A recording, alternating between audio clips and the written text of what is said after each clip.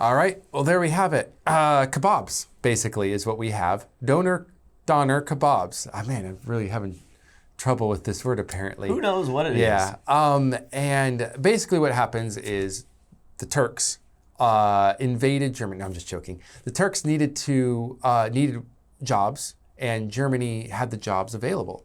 So a lot of Turks moved over to Germany a long time ago, and a lot of them actually just stayed there rather than going home after the job was completed or after they, moved after a couple of years.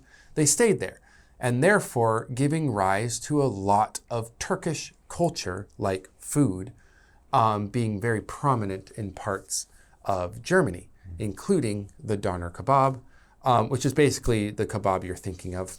If you're thinking of meat put onto something with vegetables and wrapped up with some sort of sauce and you eat it, that's what we're talking about here.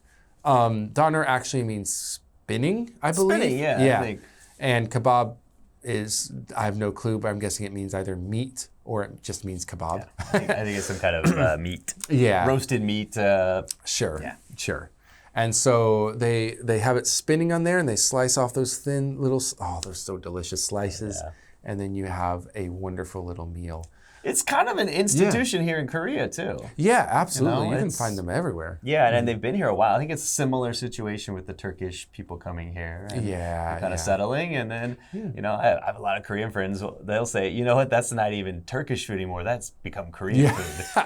And you're like, okay. We all want this late at night. We always want a kebab late at night, so we try to find a kebab. But they're not big enough. I like a bigger kebab. Yeah.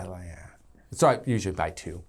But unfortunately, I might not be able to buy two if I were in Germany, because as the name suggests of this article, these kebabs have been rising in price a lot, to the point where the German government is thinking about regulating kebab prices, putting limits on how expensive they can be, and making sure that people of all economic statuses have access to eating a kebab. And so some people are like, why would we go through the trouble of maybe regulating this food that's not actually really good for you in the first place? I don't know, it has vegetables. I think it's good enough. Hey, yeah, I'm not going to argue. I'm not going to argue with that either. They're like, why are we going through all this trouble using tax dollars? Is it really worth it? Yes, because people want re-election. And if you give them something like a cheap kebab, they're going to be happy and say, oh, I'll have you next. But that's the real reason. But in any case, there is a little bit of a conflict there. Hopefully, Germany gets its act together, whether that be controlling kebab prices or ignoring it altogether. I hope everyone has their kebab and eats it too. I'll be in Germany next year, so please, let's get those prices down by then. Yeah. Because I don't have much money for vacation. And you got to eat on a budget. Yeah. It's like that Costco raising the hot dog price and then everyone getting angry and like, all right, we'll leave it at $1.50 for now. Okay. Yeah. Hopefully that's what happens in Germany as well. Sure. For you too. Yeah. Yeah, hopefully. Besides kebabs, which Turkish dishes might you be familiar with? Coffee. Have you ever had Turkish coffee? Coffee? What is coffee? Yes. Turkish coffee. I've had Turkish coffee. A little bit coffee different, well. but they were the ones that kind of introduced coffee that is true, to Europe and everyone. Yeah. So they're kind of the OG coffee makers. Turkish Delight. Yeah. And those... you just put Turkish in front of something and it becomes Turkish stuff. Turkish coffee, Turkish Delight. Yeah.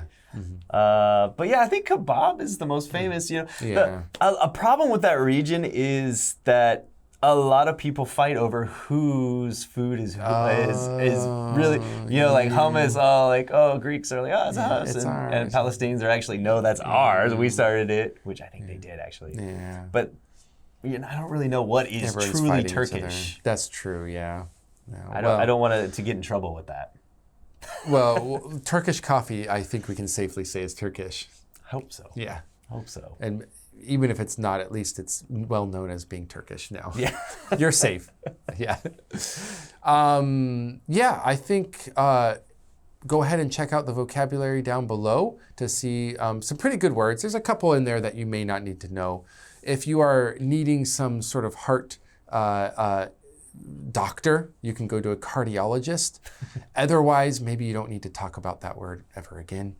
But we'll see you in the next one, and have a good one. Bye. Bye. Iconic. Iconic. Palette. Palette. Price cap. Price cap. Scoff. Scoff. With a straight face.